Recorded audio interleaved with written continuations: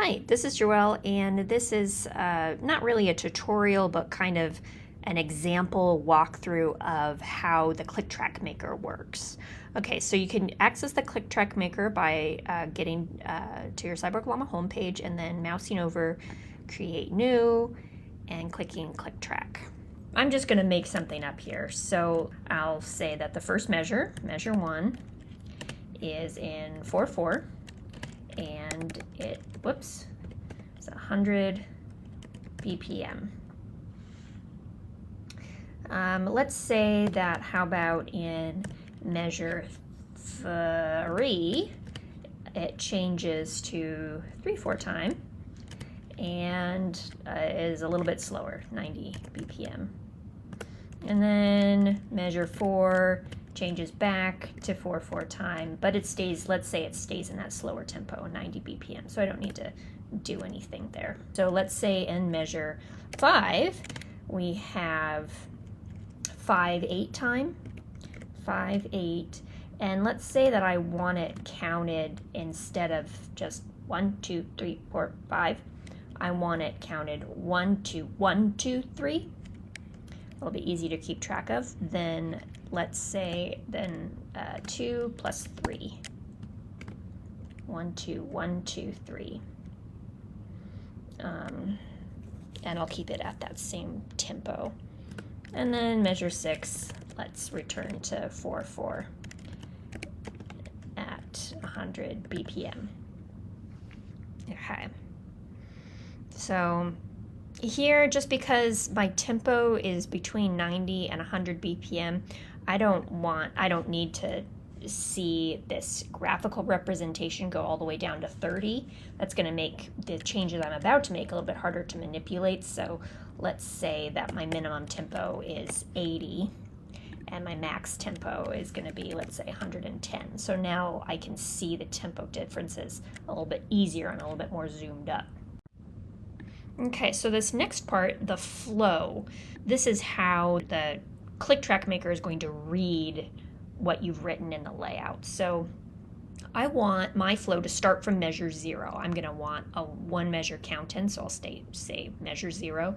And the piece, let's say it goes to measure 8, and then there's a repeat back to the beginning. So from measure 8, I'll repeat back to measure 1, and then I'll go through the end of the piece. Let's just say it. The piece is 16 measures, so I'll start with a 1 measure count in, play for 8 bars, then repeat back to the beginning, measure 1, and then play straight through to the end, measure 16. Okay, now we're moving over to this more graphical interface. So let's say this tempo, which is 100 BPM right up here, I want it to do a quick retard into this slower tempo at 90 BPM.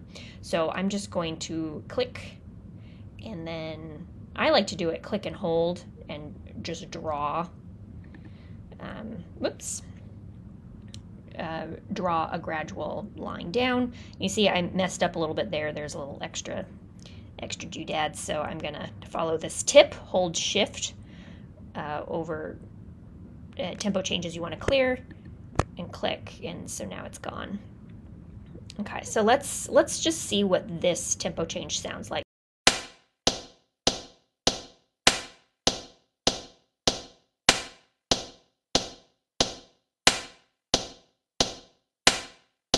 Okay, so I kind of like that.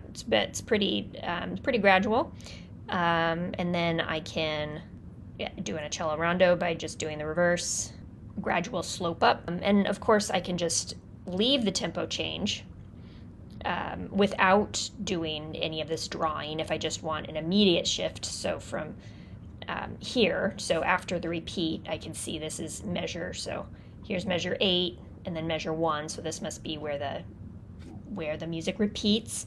And then in measure 3, how about, let's say, the second time getting into measure 3, I don't want any retard, so I just wouldn't draw anything there. So let's hear from measure 1.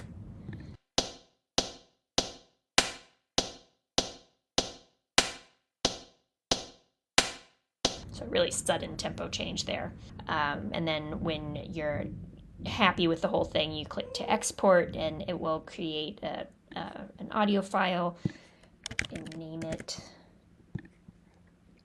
And then this is what you could use to then upload to a project that you create using a click track, or in whatever other program you mean to use a click track. Over here, this is if you want to do something that I didn't go over, like how to do fermatas or specify tempo by note value.